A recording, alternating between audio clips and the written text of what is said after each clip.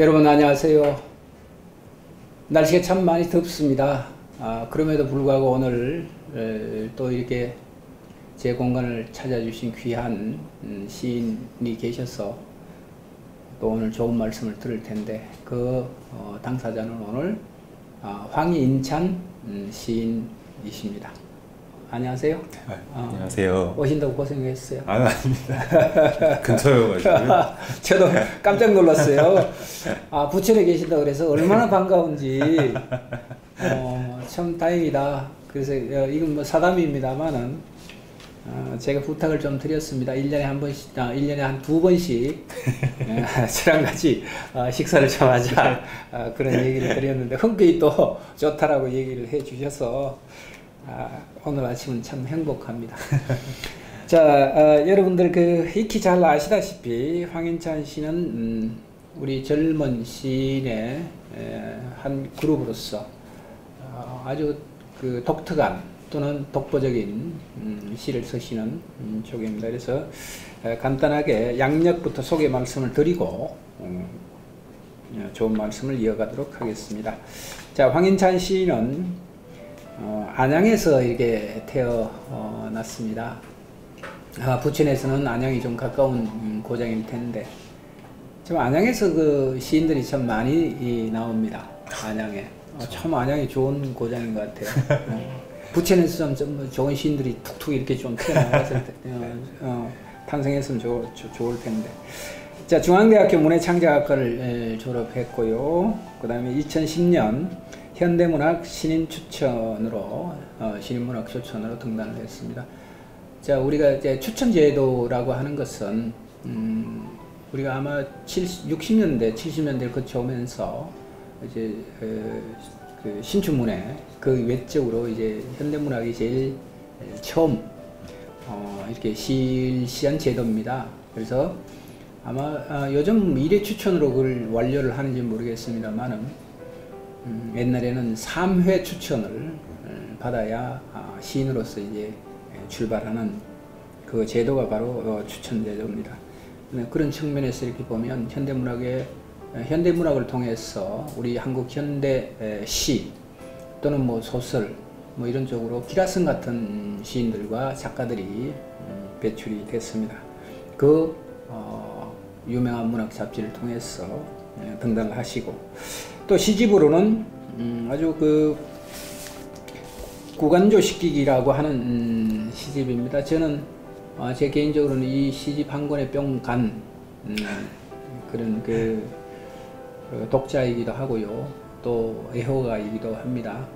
그래서 이 한 권을 통해서 황인찬이의 팬이 돼버린 그런 쪽입니다. 거기에 이제 더해서 최근에 나온 시집입니다. 사랑을 위한 뒤풀이라고 하는 되풀이. 사랑을 위한 뒤풀이가 아니고 많이들 하는 말씀하세요.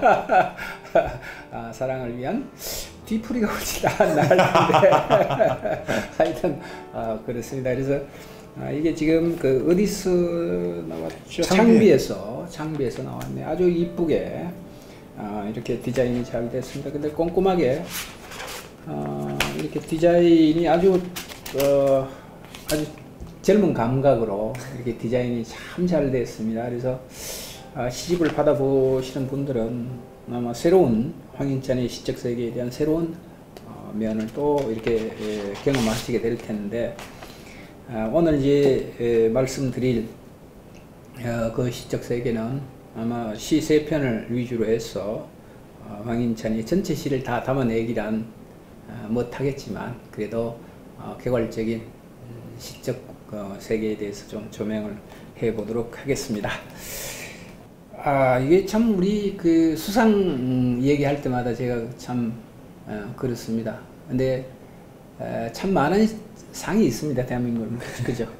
뭐 100여 가지가 훨씬 넘는 그런 상들이 난립하고 그런데, 그래도 가장 권위 있는 상이 김수영 문학상, 그 다음에 서정준 문학상은 아마 미당 문학상은 폐지가 됐나요? 폐지가 됐습니다. 그건 뭐 정치적인 어떤 문제 때문에 조금 폐지가 됐는데, 어쨌거나 뭐 그런 부분들이 가슴 아픈 부분들입니다. 근데 그 제31회 김수영 문학상 이렇게 수상을 하셨고요. 그 다음에 희지의 세계라고 하는 시집이 또 있습니다. 그래서 총 시집이 한 3권 정도 우리들에게 이제 상제가 돼서 소개가 되고 있는데, 아마 여러분들이 그 어렵지 않게 서점에서 황인찬이라고 하는 이 도련한 앞으로 전도 유망한 시인의 시집을 서점에서 이렇게 구해서 보실 수 있을 겁니다. 공부하시는 분들은 간곡하게 제가 말씀을 드립니다. 시집을 구입하셔서 공부를 하시면 아마 여러 가지 이렇게 도움을 받으시리라 이렇게 생각을 해요. 자, 오늘 이제 우리 정식 프로가 나의 삶, 나의 시라고 하는 프로입니다. 자, 그런 차원에서 이렇게 보면 그 도시적인 얘기지만 근황 좀 이 말씀을 좀 해주면 요즘 어떻게 지내시는지. 저는 요새는 그냥 이제 이런저런 일들을 굉장히 많이 하고 있어요. 그러니까 이제 사실 뭐 시인만으로 먹고 사는 건 불가능하니까요, 당연히. 이제 이런저런 일들을 잔뜩 넓혀서 하고 있고요. 이를테면 뭐 네이버 오디오 클립이라고 하는 거에서 이제 네이버랑 계약을 해서 오디오 클립? 네, 그러니까 책 속에 팟캐스트처럼 하는 팟캐스트처럼 하는 건데 그걸 이제 네이버랑 직접 계약을 해가지고 저는 연재를 하고 있는데요. 거기서도 매주 2편씩 시를 읽고 그에 대한 시에 대한 얘기를 하고, 사실 시에 대한 이야기도 조금 하고 제 일상에 대한 에세이처럼 짧게 넣어서 좋겠네요. 그런 것도 계속 하고 있고요. 그리고 진짜 제가 별거 다 하는데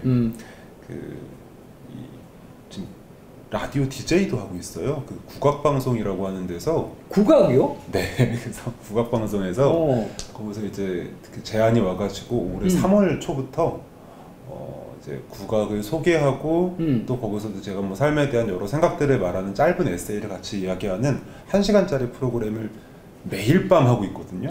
그러면 그거 국악 연구자예요? 아니면? 아니, 전혀 아닌데요. 거기서 이제 그래요? 작가가 종종 이제 라디오 DJ로 작가들이 나올 때가 있잖아요. 근데 그거 경우에는 보통 이제 작가가 직접 쓴 글을 읽었으면 좋겠다 라디오에서 이런 거라서 초대를 해주시는 거라서 그렇게 해서 국악 연구하는 선생님이 따로 이제 국악 연구 대본을 써줘가지고 그걸 이제 제가 같이 소개도 하고 삶에 대한 생각들도 같이 이야기하는 밤 9시 하고 있습니다. 그러면 뭐 잘 됐습니다. 그 아까 네이버의 팟캐스트처럼 그렇게 하시는 방송, 그다음에 국악 프로그램을 통해서 이제 또 에세이 또는 문학과 관련된 뭐 에스프리 정도 이렇게 우리가 좀 들여다볼 수 있는데, 그거 좀 자세히 독자들에게 좀 하면 이제 틈만 나면 홍보하고 다니는데 그래서 그러니까 홍보를 좀 하시죠. 네.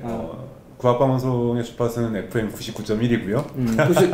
99.1? 네. 밤 9시에 황인찬의 글과 음악의 온도라고 하는 1시간 동안 월요일부터 일요일까지 매일매일 방송되고 있으니까 매일 방송. 그렇구나. 많이 들어주세요. 그리고 사연도 남겨주시고. 이게 몇 분짜리예요? 1시간짜리예요. 와, 1시간짜리를 진행하려면 어마어마한 자료가 필요하고 힘들 텐데. 근데 어차피 이제 이게 클래식 FM처럼 그러니까 음악을 많이 틀어주는 우리 국악을 많이 들려주는 게 이제 중요한 그런 방송이라서 오히려 좀 편해요. 그래요? 네네. 뭐 우리가 예를 들어서 옛날에 우리 박동진 선생님입니까? 그 국악 하시는 우리 것이 좋은 것이요, 뭐 이게 선전나무 기억해요? 네네네. 야, 생소합니다. 지금 황인찬의 시적 세계와 국악이라고 하는 이질적인. 그래서 많이 배우고 있어요. 그러니까 이게 그러니까 좋은 것들이 많이 있다는 거를 잘 몰랐었어가지고 정말. 네, 맞아요. 우리 국악이. 네, 그래서 좀 이것저것 소개하면서 많이 배우고요. 따로 찾아보기도 하고 막 그러고 있어요. 그래요? 저 국악 이야기를 하시니까 저도 이제 옛날 생각이 좀 나는데, 제가 한때는 이게 제주가 매주인데 어쨌거나 그게 매료가 돼서 우리 소리 그 판소리 있잖아요. 네네. 매료가 돼서 한때 20대 후반인가 뭐 그렇게 됐을 겁니다.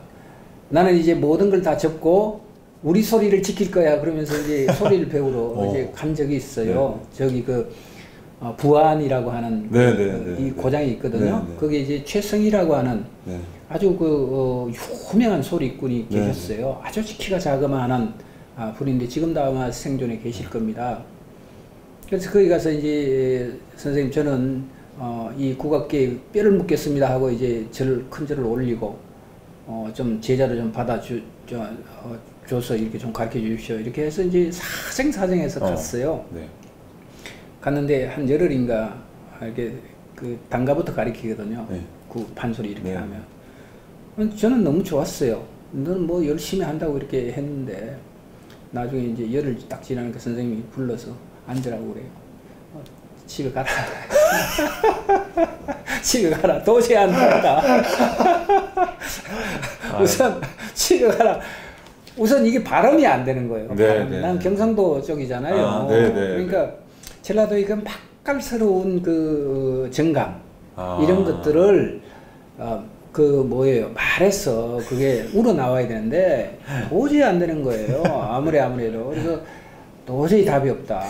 집에 가라. 이렇게 해서 아주 낙담을 했던 적이 있는데 지금도 저는 제 개인적으로는 참 국악을 좋아합니다. 판소리를 좋아하고요.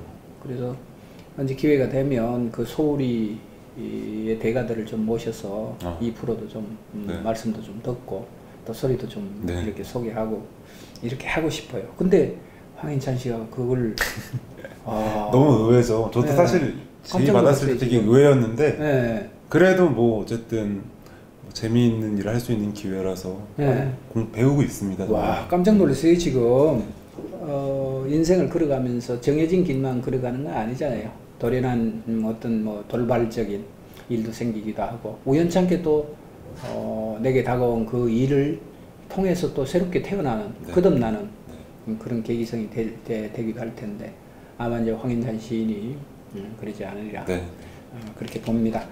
자, 뭐 도식적인 얘기긴 하지만 안양에서 자라셨다고 하니까 아마 안양 같으면 거기 이 평촌 뭐 이쪽이 하고는 좀 분리되나요? 어때? 지금은 한 생활권이잖아요. 평촌하고. 그렇죠.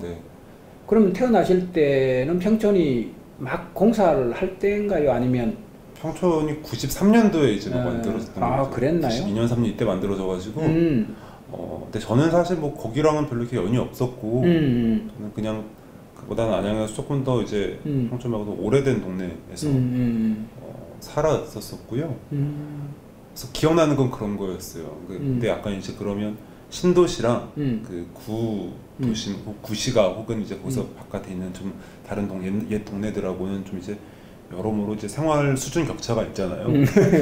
그래서 기억나는 게 제가 초등학교를 졸업하고 중학교가 이제 이 평준화여가지고 뽑기로 가는 거였는데 저 혼자만 덜렁 평촌에 있는 중학교로 가버린 거예요. 그래서 거기로 갔더니 그 친구들하고 저하고 이 생활에 대한 감각이 너무 달라서 깜짝 놀랐던 경험이 있어서 우리 집이 가난하구나 이거를 중학교 가서 처음 알았어요.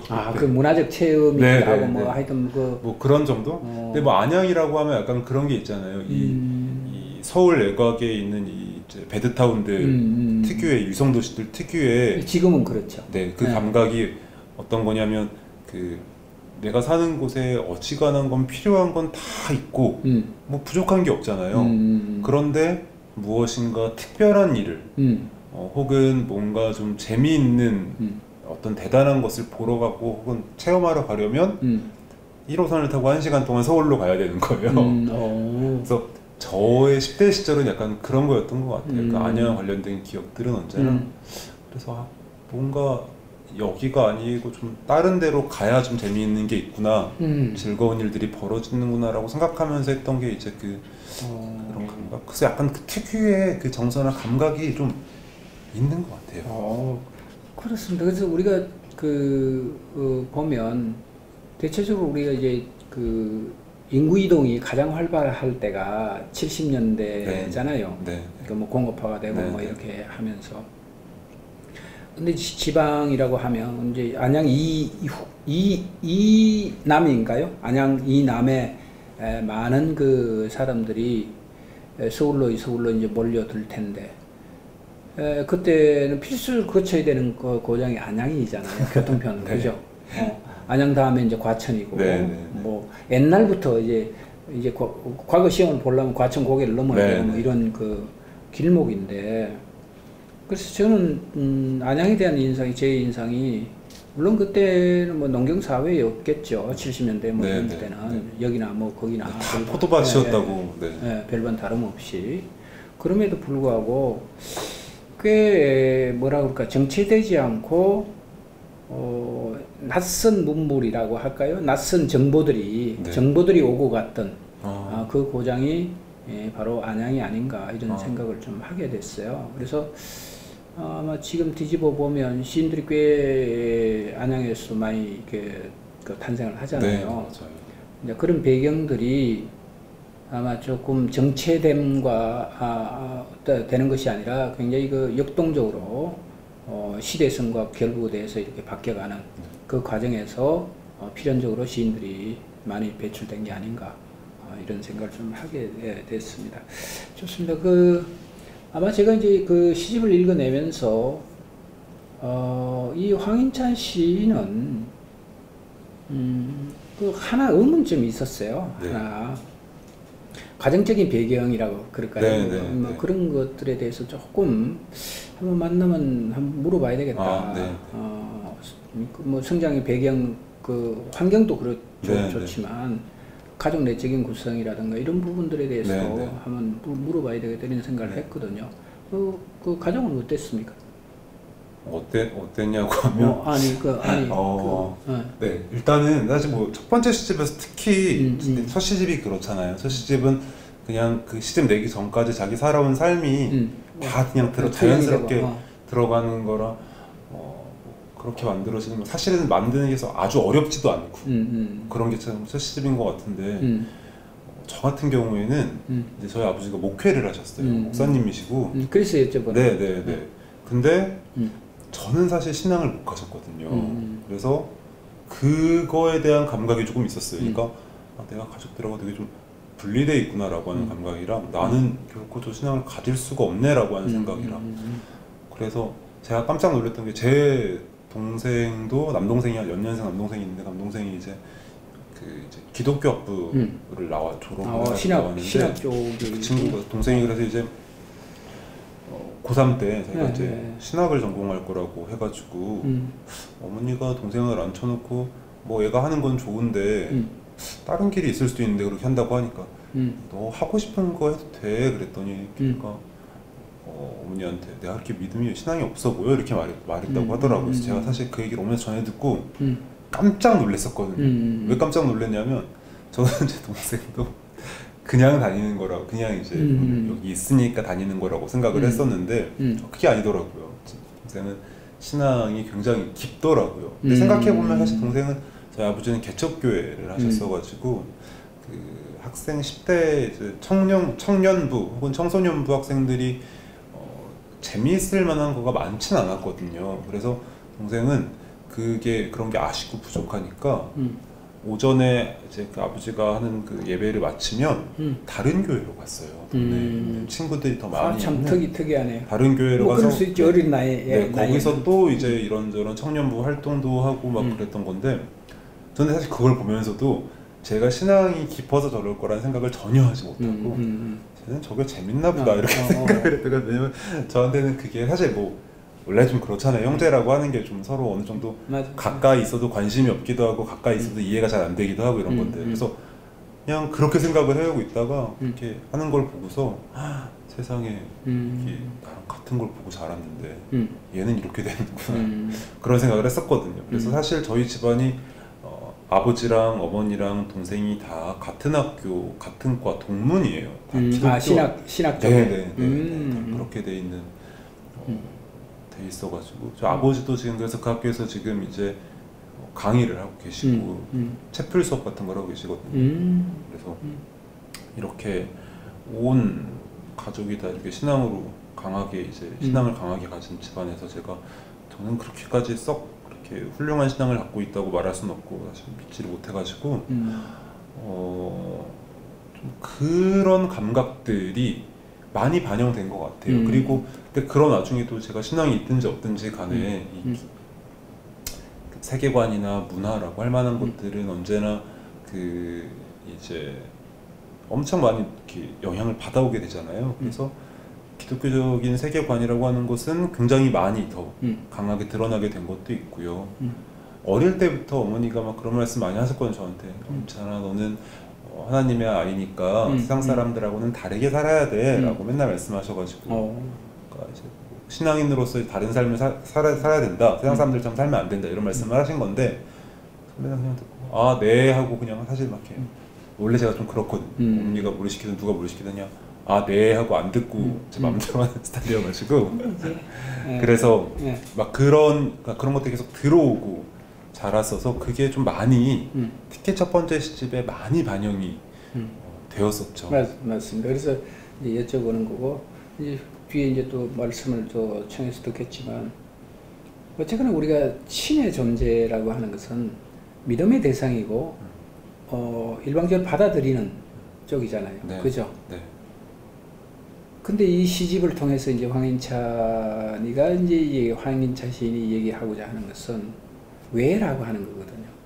왜 일방적이어야 되나? 왜 신이라고 하는 문제와 나와의 문제가 지금 개입이 돼 있어요. 이 시집 제가 볼 때는 그래요. 그래서 그렇다면 황인찬 시인이 가지고 있는 종교관이라고 할까요? 뭐 이런 것들, 신에 대한 문제. 그 다음에 그 신의 대척점에 있는 게 이제 인간이니까. 그럼 인간으로서 바라보는 관점과 그 인간으로서 바라보는 신에 대한 개념 이런 것들은 어떻게 정립이 되어 있을까? 네. 그거 좀 제가 이제 질문을 드릴 테고요. 네.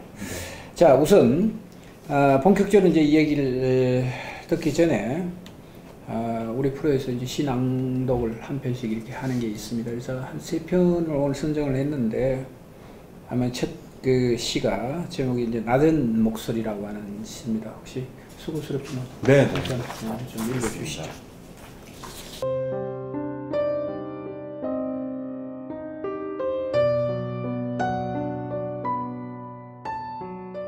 낮은 목소리 황인찬.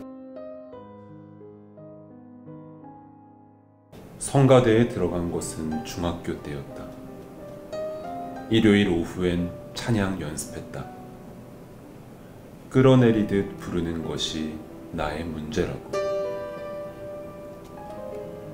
노래 부르는 것을 좋아하지 않았다. 기도하는 것을 좋아하지 않았다.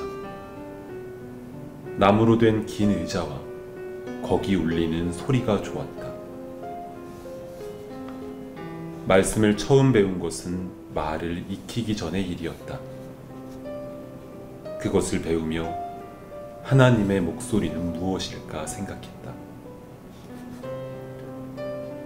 연습이 진행되는 동안 목소리가 잦아들었다. 공간이 울고 있었다.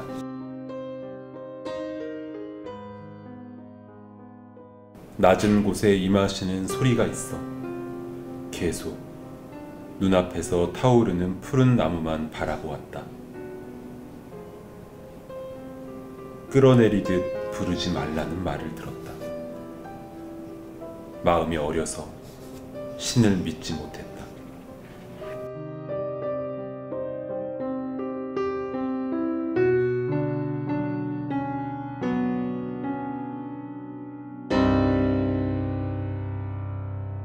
예, 좋습니다. 이게 이제 저는 좀 못하지만 아마 이게 그 구간조식기라고 하는 이 시집을 통해서 제 공간에서는 거의 한 6개월 가까이 공부하시는 분들이 이게 이 시집을 분석하고 시를 이렇게 읽어내면서 가장 공들여서 읽어내고 또 분석하고 했던 시가 이제 이 시인데 오늘 이제 모셔서 이 시를 쓰게 된 배경, 계기성, 그다음에 이 시에서 말하고자 하는 바가 무엇인가를 시인이 직접 좀 말씀하시는 걸 좀 들어보려고 합니다. 자, 이 시는 어떤 계기로 이렇게 쓰여지게 되나요? 일단은 진짜로 제가 이제 그 초등학교 뭐 어릴 때부터 교회 워낙 사람이 없고 작은 개척교회였거든요. 작아서 정말로 사람이 적었어요. 한 몇 가정 정도 다니는 저 작은 개척교회였기 때문에 이제 이런저런 일들을 제가 많이 소화를 해야 됐거든요. 이를테면 저는 막 어릴 때 그 뭐 이제 아이들 대상으로 하는 주일학교 선생님 교사로도 막 오후에 막 일요일 오후에 일하고 막 이런 것들도 많이 했고 그리고 이제 성가대도 해야 되고 성가대도 몇 명 안 됐어요. 그래서 두세 명 이렇게 애들이 이제 막 하는 건데 동생하고 저하고 뭐 다른 누구하고 이렇게 해가지고 같이 노래하고 이런 거였는데 그것도 이제 그 어쨌든 성가대를 해야 되니까 연습도 해야 되고 이랬거든요. 사실 근데 별로였어요. 노래를 잘 못했고 일단은 지금도 잘 못하는데 그냥 그 노래를 해야 되는 것도 힘들었고 그래서 그런 경험들이 몇 가지가 있었는데요. 거기서 일단은 출발을 한 거였죠. 그러니까 앞에 나가서 노래하는 일, 그래서 이 신에 대한 찬양과 찬미를 하는 일. 그런데 이제 그럼 노래와 그리고 이제 또 기독교에서 언제나 이제 하나님은 말씀이시다 라고 말을 하니까 그 말씀으로서의 이 신과 그리고 나와 그리고 내 목소리 그리고 이제 이 신과 나 사이에 주어지는 그 세계라고 하는 건 되게 수직적인 형태잖아요. 그래서 이 높이라고 하는 개념이 당연히 주어지게 되는데 그 높이 개념이 이제 여기 안에서 이제 목소리로 같이 움직이면서 이제 목소리가 제가 목소리가 낮다는 소리를 많이 들어가지고 이런저런 것들이 합쳐져서 그냥 낮은 목소리로 잡혀서 이제 그 위계들을 만들어내서 그 구성을 이제 잡아낸 그런 시라고 할 수 있고 그냥 거기서 촉발된 거죠. 그러니까 몇 가지 그 키워드들 그리고 뭐 이를테면 신이 스스로의 존재를 드러낼 때 타오르는 나무를 보여주는 방식으로 스스로를 보여주는 대목이 있었거든요. 성경에 나무가 있는데 그 나무가 이제 불로 타오르고 있고 그렇게 이제 이거 신이 나를 믿지 못하느냐라고 하면서 보여준 게 이제 그 타오르는 나무였던 거예요. 그래서 그런 장면들하고 같이 이제 가져오면서 만들어진 시라고 할 수 있을 것 같고 사실 이 시가 무슨 말하고 싶으냐라고 하면 사실 그거를 다 말하는 건 좀 모순이다. 네, 그건 말할 게 없는 건 아니지만 말을 안 하고 싶고요. 그 부분은 다만 그래서 이제 이 높이, 위계의 문제 그리고 말씀 그리고 나의 목소리 뭐 이 정도면 사실은 구도가 이제 많이 잡히잖아요. 뭐 이 정도만 이야기해도 충분히 다 전달되지 않을까? 자, 우리가 이제 좋습니다. 시의 구독자로서 또는 황인찬 시적 세계를 아주 좋아하는 한 사람으로서 이제 우리가 이 시를 들여다보면서 나름대로 의미 부여를 하고 또 해석을 하잖아요. 네. 자, 그런 차원에서 우리가 한 복기를 해가면서 네. 말씀을 좀 드릴 테니까 네. 혹시라도 네. 좀 잘못된 거나 아니면 왜곡된 거 있다면 좀 바로잡아 주시고 저는 이렇게 봤어요. 낮은 목소리라고 하는 그 자체는 낮은 대로 임하소서 뭐 이런 게 있잖아요. 그렇죠. 그래서 그것은 일종의 양식에 대한 문제죠. 마음에 대한 문제잖아요. 그 뭐 가난하다라고 하는 표현은 물질적으로 뭐 있고 없고 그런 차원의 문제가 아니라 이제 그 신이 가지고 있는 또는 하나님이 가지고 있는 그 세계는 늘 낮은 자리에 임하는 것이고 그 낮은 자리가 곧 인간에게는 최상의 복된 자리고 뭐 하여튼 뭐 그런 의미로 저는 들었어요. 그래서 자, 성가대에 들어간 것은 중학교 때였다 이렇게 이제 얘기를 첫 행에 하고 있는데 우리가 중학교 같으면 초등학교는 몰라요. 초등학교는 뭐 아마 좀 빨리 천재 같은 아이들은 좀 일찍 깨치기도 하지만 대체적으로 초등학교는 외부적 환경에 주입이 되는 시기잖아요. 네, 맞아요. 그죠? 네. 그럼 외부적으로 뭐 시킨 대로 하고 따라하고 뭐 이렇게 할 시기가 이제 초등학교인데 우리가 이제 중학교가 그러잖아요. 뭐 그 사춘기가 이제 시작되고 또 뭐 그 중학생들이 제일 무섭다 뭐 이런 얘기를 하는데 아마 이제 우리가 자존이라고 하는 문제가 새롭게 이제 등장을 하는 시기가 바로 이 중학교 때였을 거예요. 그럼 왜 이렇게 그 황인찬 시인은 중학교 때였다라고 강조해서 얘기를 했을까? 물론 사실일 수 있죠. 아까도 말씀하셨지만 중학교 때 성가대에 들어갔다라고 하는 건 사실이죠. 초등학교 때부터 한 거긴 하지만. 근데 독자 입장에서 이렇게 보면 아하, 중학교 때라고 하는 그 시기는 바로 세상과 나라고 하는 이 두 가지 문제가 가장 첨예하게 대립되는 그 부분을 지금 황인찬이는 강조해서 얘기를 하고 싶었구나 라고 하는 것으로 해석을 했어요. 일단은 그 일요일 오후엔 찬양 연습했다. 이건 물론 뭐 성가대니까 일요일 오후에는 우리가 관례적으로 하잖아요. 교회에서 하게 되고 그건 좋아요. 그 다음에요, 끌어내리듯 부르는 것이 나의 문제라고 이렇게 얘기를 해요. 참 이게 절묘했다는 거죠. 우리가 끌어내리듯 이렇게 하면 자발적으로 거기에 대해서 긍정적으로 내가 도취가 돼서 찬양을 하면서가 아니라 나는 왠지 좀 끄림칙해. 뭔가 거기 동화되지 못하고 막 물과 기름처럼 부유하고 떠도는 것 같은 그런 어떤 그 태도를 가지고 의문을 가진단 말이지. 내가 이렇게 뭘 찬양하지? 내가 신에 대해서 동화되거나 이렇게 하지 못했던 그 시기를 지금 이렇게 얘기를 했던 것 같아요. 그래서 아마 이 끌어내리듯 부르는 것이 문제라고 이렇게 하는 것은 아버지가 이제 그렇게 얘기를 하셨거나 아니면 주위에서 그렇게 얘기하셨거나 아니면 황인찬 시인이 내면적으로 그 울림이겠지. 하나님께서 말씀하시는 거. 너 그렇게 해서는 안 돼. 라고 하는 거. 왜 하나님의 찬양에 대해서, 내 말에 대해서, 내 세계에 대해서 그렇게 못마땅하게, 너는 삐딱하게 그렇게 행동을 하긴 하는데 서울이 내키지 않는 거 있잖아요. 그렇게 하는 자기 자신의 모습을 이렇게 지금 표현을 하고 있는 것이 아닌가 이런 생각이 좀 들었어요. 어때요? 괜찮나요? 지금까지? 자, 좋습니다.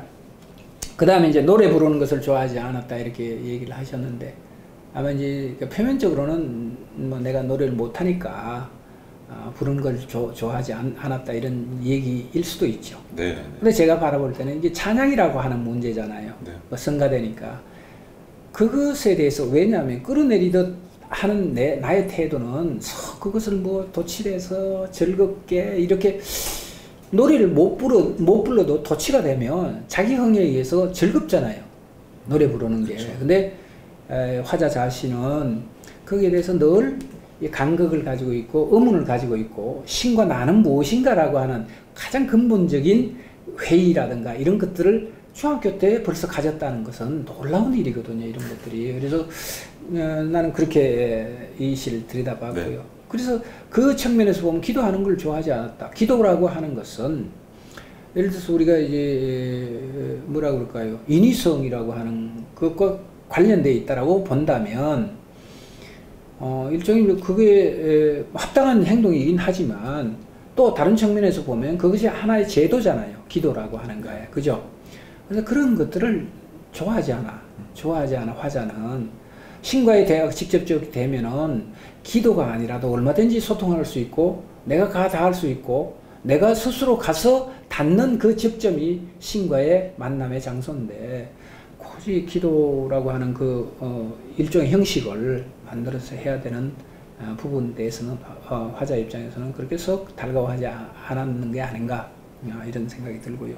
그 다음에 여기가 굉장히 중요하다는 얘기죠. 나무로 된 긴 의자와 거기 울리는 소리가 좋았다 이렇게 되는데 저는 이 대목에서 그렇게 봤어요.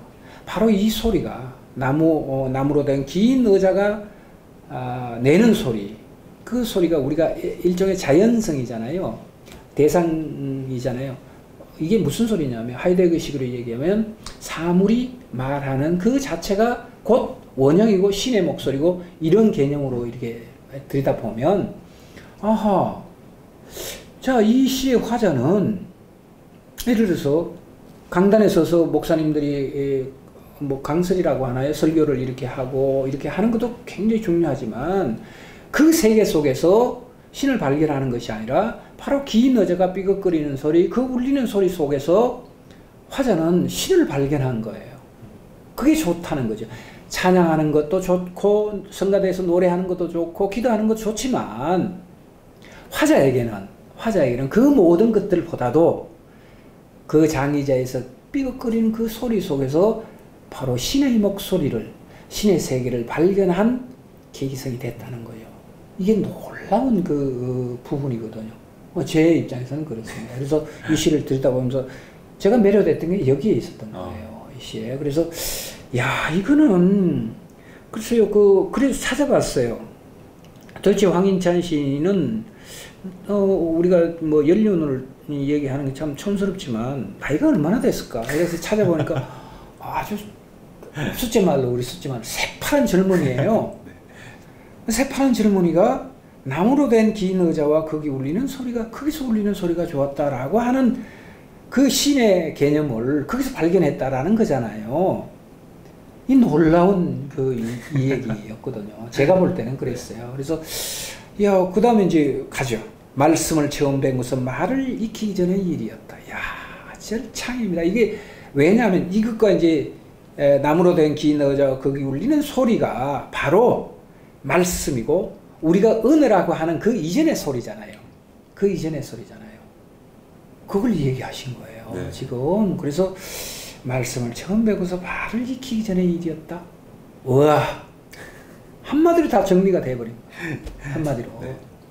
우리는 무슨 말을 하고 설득을 하고 강요를 하고 이것이야 또 뭐 논리적으로 그거를 가설을 세우고 이렇게 하지만 그 모든 말이라고 하는 것은 바로 그런 거죠. 말씀을 처음 배우고 말하기 이전에 언어죠. 말하기 이전의 세계입니다. 그게 신의 세계고 그게 장의자가 삐걱거리는 소리고 그 소리를 알게 됐다는 거거든요. 그래서 제가 이 시집을 읽고 또 읽고 거의 뭐 이렇게 우리가 그 뭡니까 이렇게 그 필사라고 하잖아요. 필사. 네. 문해 창작과 가거나 아니면 문화 네. 공부를 하는 사람들은 필수 이제 필사라는 과정을 겪잖아요. 그렇게 필사는 하지 않았지만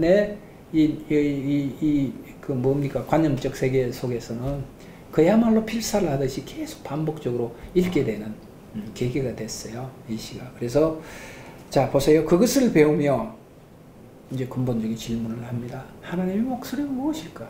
하나님의 목소리는 성경책에도 물론 있죠.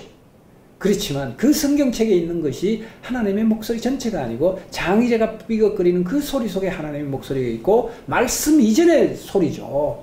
말씀 이전의 세계가 하나님이 계시다라고 하는 근본적인 의문과 질문을 하게 되고요. 그것을 또 지향하게 돼요. 추구하게 돼요. 화자가. 이 놀라운 발견이거든요. 그래서 야, 이건 아까 우리가 이제 잠시 차 마시고 차를 한잔하면서 이제 이런저런 얘기를 했는데 이성훈 선생님이 직접 이제 그렇게 연락을 하셔서 한번 만나보고 싶다 이렇게 말씀을 하셨다 그럴 때 당신께서 만나고 싶다라고 얘기할 정도로 굉장히 당연히 굉장히 까다로운 양반이거든요. 이성훈 선생님이 굉장히 우리가 좀 숫자 말로 식성이 골라가면서 이렇게 잡수는 그런 스타일이에요. 아무나 이렇게 덥석덥석 네. 이렇게 안 잡습니다. 근데 당신 손수 이제 우리 이수명 선생님을 통해서 만나고 싶다라고 할 정도로 이게 이제 필이 서로 이게 결이 맞았던 거죠. 네. 저도 마찬가지로 이 시를 보면서 이성훈 선생님이 그렇게 말씀하신 이유가 있었구나. 역시 이제 좋은 시는 좋은 시대로의 어떤 뭐라 그럴까요? 그 세계를 우리는 알아보는 사람들이 있어요. 있습니다. 이제 그런 차원에서 보면 아주 참 어디 내놔도 이 황인찬 뭐 대표한다라고는 못하겠지만 이건 정말 우리들이 이 시를 통해서 많은 공부를 좀 해도 될 그런 아마 텍스트와 같은 네. 그런 시간 너무 민망하네요. 이런 생각합니다. 너무 오늘 상찬을 내가 너무 많이 해서 그런지 감동해서 그런 거예요. 이 시를 통해서. 자, 그 다음에 좀 진행 빨리 해봅시다. 연습이 진행등한 목소리가 잦아들었다 이렇게 돼요. 연습이라고 하는 것은 인위성이잖아요. 근데 이 속에는 아무리 반복을 한다고 하더라도 그거는 예를 들어서 기능적으로 우리는 그건 관습 이런 쪽으로는 구축을 될지 모르겠지만 신의 목소리가 거기서 우러나오는 건 아니다. 이런 쪽으로 이제 말씀하시는 것 같고요. 그 다음에 공간이 울고 있었다 이렇게 얘기를 해요. 맞습니다. 저도 늘 그런 얘기를 합니다. 늘 그런 얘기. 저는 뭐 제가 종교적으로 관심을 가진다면 불교 쪽에 조금 더 이제 경도돼서 관심을 가지는데 부처라고 하는 그 세계는 그 절에 있지 않고요. 부처라고 하는 그 형상에 있지 않고 공간에 있는 거죠. 공간에 울고 있잖아요. 부처의 말은 그 공간에서 울려 퍼지고 있고 그런 거거든요. 마찬가지로 하느님 말씀도 또는 신에 대한 개념도 그 공간에서 울리고 있는 그 소리를 내가 알아챌 때 비로소 신과의 교감이 되고 동화가 되고 하나가 되는 거잖아요. 그래서 야 이건 진짜 글쎄요. 거듭 제가 말씀을 드리지만 우리들에게 많은 부분들을 시사하고 공부를 하게 하는 그런 시구나 이런 생각이 들었어요. 자 이제 넘어가서 자 낮은 곳에 임하시는 소리가 있어 이렇게 됩니다. 그 낮은 곳에 임하는 소리는 장하자가 삐걱거리는 소리고 공간에서 나는 소리고 이런 것들입니다. 성가대에 있는 것이 물론 성가대 열심히 하시는 분들이 이 프로를 보시면 또 욕할지는 모르겠지만 그거 좋습니다. 의미가 있고 참 좋은데 황인찬 시인은 그걸 발견한 거예요. 장의자가 삐걱거리는 그 틈새, 그 소리 속에 하나님의 말씀이 있고 그 공간에 울리는 그 찰나에 하나님의 말씀이 있고 그것이 바로 하나님의 가장 낮은 자리고 가장 신적인 개념으로서의 내가 알아차리는 그 순간이다 라고 하는 것을 말씀하고 계십니다. 그래서 보세요. 눈앞에서 타오르는 푸른 나무만 바라보았다 이렇게. 네. 자 우리는 강단에 서서 열심히 그 강론을 하고 설교를 하시는 그 훌륭한 목사님들 계시고 스님들도 계시고 그렇습니다. 근데 여기에 더 하나 이제 비유를 하자면 이제 우리가 뭐요 그 학교 같은 강단에 이렇게 서서 시를 열심히 가르치는 선생들이 계시잖아요. 수고스럽죠. 수고스럽지만 시는 거기에 있는 게 아닌 거잖아요. 그죠? 시는 거기에 있는 것이 아니고 물론 그 알미라고 하는 측면에서 도움을 주고 참고를 하는 그거는 도움이 될 겁니다만은 진정하게 내가 발견하는 것은 장의자가 그 삐걱거리는 속에 시가 있는 것이고 신이 있는 것이고 그런 겁니다. 그래서 여기 이렇게 보아요. 눈앞에서 타오르는 푸른 나무만 바라보았다 이렇게 돼요. 와 정말 대단합니다. 그래서 끌어내리제 비로소 이제 말을 듣는 거예요. 이게 아버지가 하는 얘기가 아니고 어머니가 하는 얘기가 아니고 주위의 성가대들이 나에게 충고를 하는 얘기가 아니라 비로소 푸른 나무 보고 있는 그 찰나에 끌어내리다 부르지 말라라고 하는 신의 목소리를 알아채는 거예요. 듣는 거예요. 이것이야말로 진정하게 나와 신이 동화되고 한 세계가 되고 통일한 세계를 형성하는 아주 이상적인 그 세계다라고 하는 생각이 들었습니다. 그래서 여기 이제 다시 반복해서 마음이 어렸어 신을 믿지 못했다라고 하는 것은 제 공간에서 저는 이렇게 이걸 설명을 했어요. 어리석었어. 마음이 어리석었어. 이때 이 마음이라고 하는 것은 대상의 지배를 받거나 대상에 현혹되거나 그 모든 것들이 신을 바로 알게 하지 못하는 한 요소들이잖아요. 우리 대상이 굉장히 중요하지만 그 중요한 그 속에 몰입이 되어버리면 진정하게 삐걱거리는 소리를 듣지 못하고 공간의 소리를 듣지 못하고 이런 모든 것들이 어리석음으로 황인찬 시인에게는 왔구나라고 하는 게 바로 이 시를 읽어내는 저의 이게 의미입니다. 자, 이게 길게 오늘 이제 제가 좀 잘난 척을 좀 했는데 자 어떤가요? 아니 너무 잘 다 그 풀어 헤쳐 주셔가지고 이렇게까지 다 풀어 헤쳐 주시면 안 되는 거 아닌가 정도로. 네, 근데 사실 뭐 이 시 같은 경우에는 진짜로 그렇게 딱 이런 구도들도 되게 확실하게 잡아두고 말하는 것도 되게 비교 정확하게 좀 쓰려고 했던 시여가지고 너무너무 잘 읽어주신 것 같아서 그냥 송구스럽고요. 부끄럽고. 그래서 나는 이제 여기서 공부하시는 분들하고도 이제 그런 말씀을 이렇게 드리는데 황인찬 시인의 시적 태도는 또는 시 작법은 예를 들어 우리가 충동적으로 무엇을 통해서 느끼고 그게 막 와글와글하고 이런 것들을 충동적으로 쓰는 시인이 아니라 굉장히 치밀한 구도를 가지고 그 구도 속에서 아주 뭐라 그럴까요? 세밀한 우리가 세공사처럼 이렇게 새겨가면서 시를 쓰는 시인이다 이런 얘기를 했는데 본인의 그 시적 태도는 어떤가요? 네, 시작 태도는? 말씀하신 것처럼 머리로 많이 쓰는 편이고요. 그러니까 머리를 당연히 엄청 많이 써야 사실 시는 다 머리로 쓰죠. 네, 그렇죠.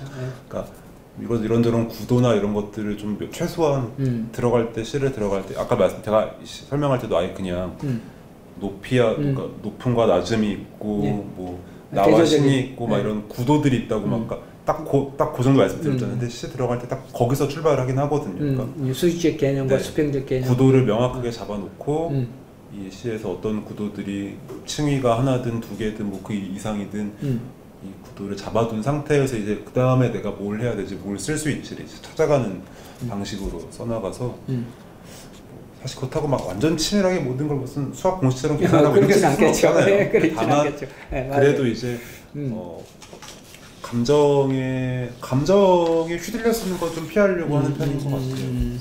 그래서 아마 이제 지금 굉장히 중요한 말씀을 우리는 듣고 계시는데 아마 특히 이제 젊은 친구들은 이제 시 창작에 대한 부분들이 굉장히 과제잖아요. 네. 문제고. 그래서 자꾸만 알고 싶은 게 이제 그런 겁니다. 황인찬 시인은 도대체 시를 쓸 때 어떤 구도를 가지고 시를 쓰나?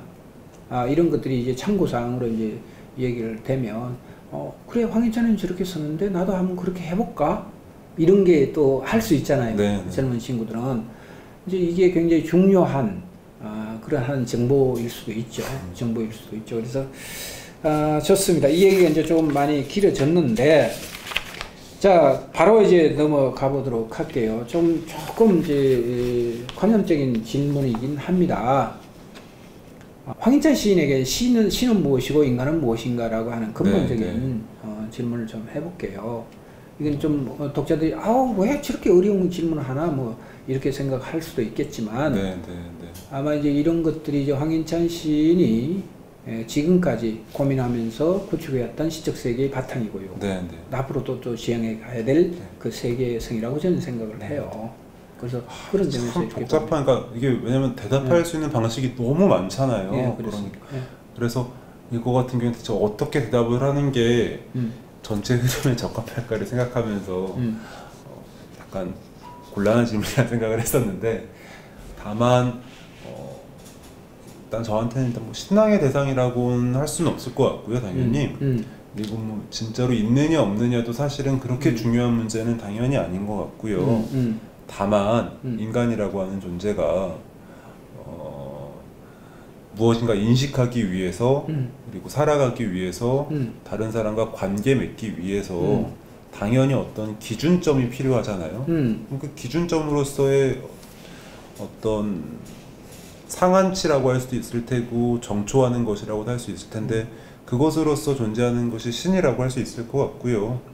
그래서 저한테도 이제 텍스트 안에서 신을 다루는 방식이라고 하는 것은 바로 그런 일종의 어떤 기준점이자 혹은 정초하는 것으로서 신들을 활용하는 편인 거죠. 그래서 사실 저 아까 읽었던 그 시에서도 뭐 저에게 있어서는 어떤 이 나라 말씀하신 것처럼 나라고 하는 것 그리고 세계라고 하는 것 그리고 그것의 어떤 이 나에 대응되는 어떤 기준점이자 혹은 내가 정초하는 것으로서 거기서 이제 내가 나를 발견해 나가는 것이고 나를 만들어 나가는 거니까요. 그런 방식으로 이해하고 있고요. 그런 의미에서 사실은 신이 불필요하다고 혹은 그러니까 이건 말이 잘못된 거 신이 필수적인 것이라고도 말할 수 있겠다는 생각이 들긴 들어요. 왜냐하면 인간이 인간으로서 살아가기 위해서 존재해야 되는 어떤 기준 혹은 어떤 뭐 똑같은 말 반복하고 있는데 이것만 말하려니까 어쨌든 그렇게 그런 면에서는 좀 필수적이다 뭐 이렇게 말씀을 드릴 수 있을 것 같고요. 질문이 신과 인간 너무 복잡해가지고 복잡해요. 일단 지금 드릴 수 있겠다 싶은 말씀은 그 정도. 저한테 신이라고 하는 것은 이 세계의 기준이자 정초로서 할 수 있는 어떤 그런 것이다. 자, 이게 잘못 이제 우리가 이 방송에서 가면 많은 부분들이 이제 반발을 받거나 신의 개념에 대해서 또 폄훼하거나 훼손했다라고 하는 쪽으로 이제 비난을 받을 수 있어요. 근데 그거 관계없습니다. 우리가 생각하고 있는 부분들에 대한 이제 이 얘기 나눔이니까 저는 그렇게 생각을 해요. 자, 그럼 신이라고 하는 문제가 외부적인 것이냐 아니면 내부적인 것이냐라고 한다면 신은 저 멀리에서 오는 것이야 아니면 내 속에서 발현되고 내 속에서 발견하는 것이야 라고 우리가 두 가지 측면에서 바라볼 수 있잖아요. 하늘에서 임하소서 라고 하면 외부성이고 내 마음에서 일어나고 있는 이 모든 것들이 내가 발견함으로써 신에 대한 개념으로 내가 다가가는 것, 이 두 가지 관점인데 저는 후자예요. 저는 신을 바라보는 것 그 자체는 뭐 하늘에서 임하고 불교 영향을 많이 받은 게 있으시겠네요. 뭐 그런 쪽입니다. 그래서 특히 이제 리처드 도킨슨이라고 하는 그 작가가 만들어진 신이라고 하는 책이 있어요. 그게 뭐 경도됐다는 게 아니라 이렇게 들여다보면 우리 인간은 가치지향적인 삶을 지향하잖아요. 그럼 그 가치라는 것은 물질성하고는, 물질은 뭐 우리가 동물이나 우리 인간이 바라보고 있는 물질에 대한 개념은 거의 대동소이할 겁니다. 그렇지만 그 속에서 인간은 그것만 해서 만족하는 것이 아니라 그 이외에 다른 무엇이 있을 것이다 라고 하는 그 부분을 인간은 상정하고 있는 거죠. 그걸 우리는 형이상학이라고 얘기를 하잖아요. 그래서 철학적으로 보면 자, 그런 개념에 보면 신이라고 하는 그 존재는 외부적인 어떤 그 요인이 아니라 인간이 스스로 내 내면에 담고 있는 세계성으로서의 실이구나라고 하는 부분으로 나는 생각을 해요. 저는. 그래서 이런 부분들에 대해서 황인찬 씨는 무슨 생각을 하고 계시는가 라고 하는 쪽이고요. 그래서 시를 통해서 이제 자꾸만 발견하게 되는 거죠. 이제 거기서부터 이제 자꾸 왜 이런 그 근본적인 생각을 하냐면 그 근본적인 생각을 해야만 무엇이 동반되나요? 질문이 동반되고요. 의문이 동반되고 그 다음에 그 의문이 동반되면 그 의문을 해결하기 위해서 우리는 자꾸만 전진해서 나아가잖아요. 바로 그 시집이 구간주시키기에 전편에 깔려있는 한 코드다라고 저는 그런 생각을 해요. 그래서 이제 그런 질문을 좀 드렸고요. 이런 것들이 이제 글쎄요 독자분들이 이렇게 너무 어려워서 좀 쉽게 좀 갔으면 좋겠는데 재미없네 뭐 이런 얘기 할 수도 있습니다. 근데 우리가 이제 시를 쓴다는 것 또는 뭐라 그럴까요 한 세계를 이루어간다는 것은 이런 부분들과는 언젠가는 맞닥뜨리게 돼 있어요. 맞닥뜨리게 돼 있어서 이런 것들을 나름대로 정리하지 않으면 굉장히 많이 방황하고 헤매겠구나 라고 하는 생각을 저는 갖습니다. 그래서 이제 질문을 제가 좀 드렸던 거고요. 자, 그렇다면 이제 한번 다시 우리 현대로 좀 돌아오면 현대가 굉장히 복잡하다고 얘기하잖아요. 사는 게 그죠? 지금 사시는 게 어때 행복합니까? 아니면 여러 가지 문제가 늘 도출이 되고 이렇습니까? 저 사실 행복한 적은 별로 없는 것 같은데요. 그래요? 다들 뭐 그렇지 않나요? 다들 행복이라고 할 만한 것들은 그런 것 같습니다. 근데 그거는 우리 나름대로 이제 이 세상을 사는데 사회적인 관점에서 보면 왜라고 하는 문제가 거기 또 있잖아요. 왜 그럴까? 나는 왜 만족을 못하지? 나는 왜 행복이라고 하는 그 하나의 상정이 있는데 그 부분이 대해서 충만감으로 왜 자꾸 오지를 못할까? 이제 지금을 살아가면서 그죠? 그래서 이제 질문이 이제 원형이라고 하는 그 세계와 너무 멀어져 가서 이 현대가 자꾸 우리는 행복이라고 하는 것과는 상정을 하고 있지만 너무 괴리되는 그런 방향으로 지금 진행되고 있지 않는가라고 하는 게 이제 이 질문의 저의예요. 그래서 이 점에 대해서는 황인찬 씨는 어떤 생각을 갖고 계시는지요? 근데 이거 자체에 대해서는 뭐 이제는 거의 불가역적인 상태라고도 할 수 있잖아요. 돌이킬 수 없는 상태가 되어 있어서 사실 그냥 이게 어쩌면 이 세계라고 하는 것을 삶이라고 하는 것에 그냥 성격이고 속성일 수도 있겠다는 생각을 해요. 그 멀어져 가는 것 그리고 더 복잡한 상태에서 더욱더 이렇게 되어가는 것 그래서 저는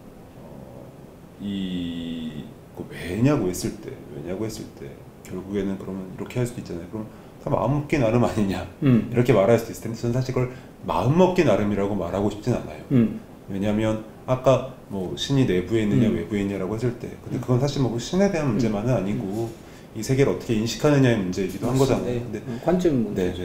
저는 사실 그게 안이나 밖의 구분이 이렇게 분명하게 되어 있지 않거든요. 왜냐면 너무 언제나 강력하고 강하게 연동되는 거라서 내부가 외부를 만들고 외부가 내부를 변형하고 이런 거니까 굉장히 그래서 그런 의미에서 그게 왜냐고 했을 때에도 나를 둘러보고 할 게 아니라 그냥 세계의 구조 전체를 둘러보는 게 맞지 않나?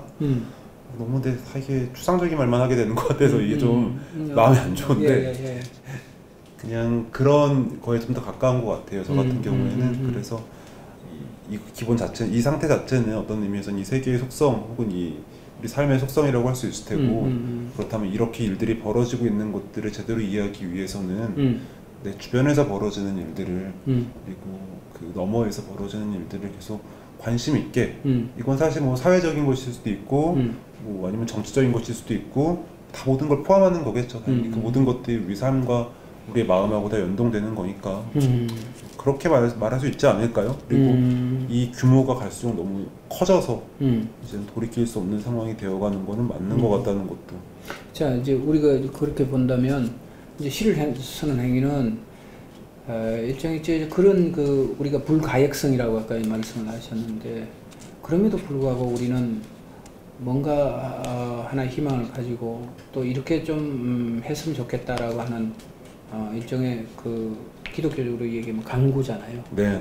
기다리고 바라고 하는 게 그런 거잖아요. 그래서 저는 그렇게 봅니다. 이게 자꾸만 이 현대가 복잡해지고 현대성이라는 게 이제 앞으로 더 파편화되고 이제 더 우리가 가지고 있는 그 기본 개념이 자꾸만 해체되고 분해가 될 겁니다. 분화가 될 텐데 그렇게 하면 할수록 인간은 과연 행복해질까라고 하는 이런 근본적인 의문을 저는 갖고 있거든요. 그래서 이것이 이제 우리가 살아가고 있는 현대인데 그렇다면 그게 왜 자꾸 우리는 힘들어 할까 심리적으로 육체적으로는 굉장히 편해요.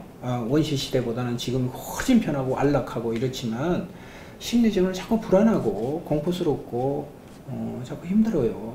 그래서 이것은 왜 그럴까라고 생각하면 아마 이제 우리가 글쎄요 뭐 고대로부터 뭐 고대가 행복한 건 아니겠죠.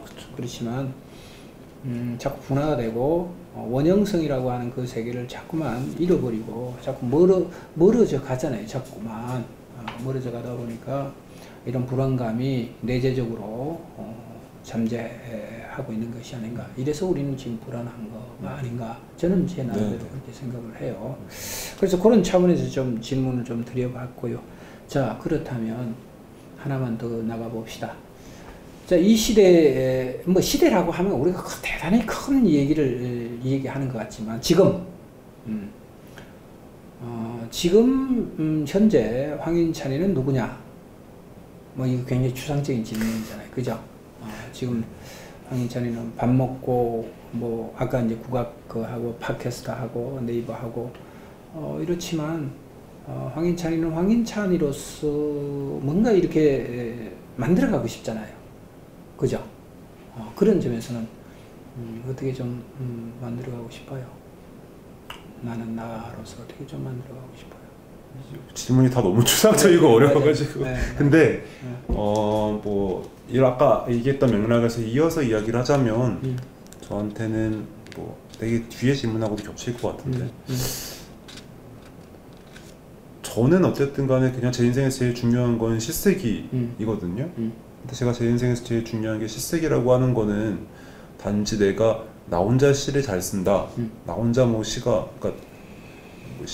뭐 어떻게 된다 이런 얘기가 아니고 이 시가 이 나에게 그리고 다른 사람들에게 이 삶에 다른 사람들의 삶에 혹은 내가 속한 이 공동체에 이 세계에 유의미한 것이었으면 좋겠다는 영향을 줬으면 좋겠다. 그러니까 그게 뭐 내 어떤 영향력을 확인하고 싶다라는 것이라기보다는 도움이 되는 물건이었으면 좋겠다는 거예요. 그리고 내가 하는 이 일이 나한테 내 삶에서 제일 중요한 실색이라고 하는 일이 가치 있는 일이었으면 좋겠다라고 생각을 하는 거고요. 한편으로 문학이라고 하는 것은 이제 문학이라는 사실만으로 그 가치가 보장받는 시대는 아니잖아요. 지났죠.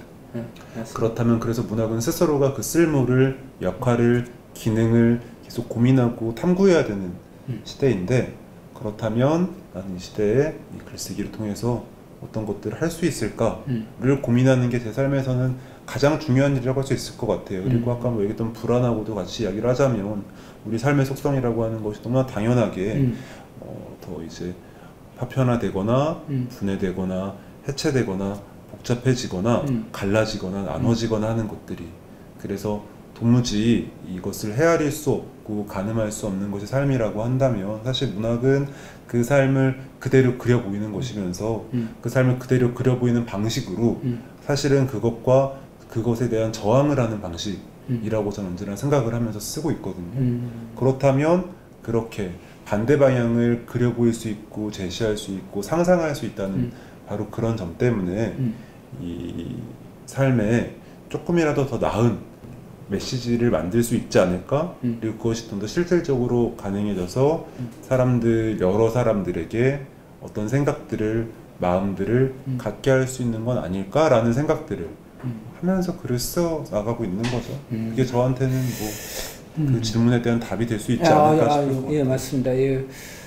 저도 이제 새삼스럽게 아주 지금 중요한 말씀을 이렇게 해 주셔서 제가 생각했던 그런 부분들을 좀 수정하기도 하고 조금 맞구나라고 하는 공감도 이제 저는 갖게 되는데, 아까 이제 그런 말씀을 하셨어요. 우리가 문학이라고 하는 테두리를 가지고만 아우라가 있었던 시대는, 그죠? 이제는 아니다. 그러면 우리는 어떻게 해야 되냐, 이 시대는. 그래서 그 분화되고 해체되고 하는 이 시대에 우리는 공부를 하고 거기에 대해서 철저하게 시인이 뭔가 알아야 대응을 하고 알아야 노래를 하고 하는 거잖아요. 그래서 그런 점에서 이제 앞으로 적극적으로 대응을 하겠다, 뭐 이런 쪽으로 생각을 해서 그 모든 행위들이 유의미했으면 좋겠다. 네. 나의 모든 행위들이 유의미한 행위가 됐으면 좋겠다. 아주 저는 맞습니다. 진짜 뭐 100% 동감합니다. 100% 공감하고. 자, 좋습니다. 우리 얘기가 지금 독자 여러분 조금 이제 저기 그 설산에 좀 갔다 왔습니다. 좀 이해를 하시고, 자, 시 한 편을 더 듣고 이 얘기를 이어가도록 하겠습니다.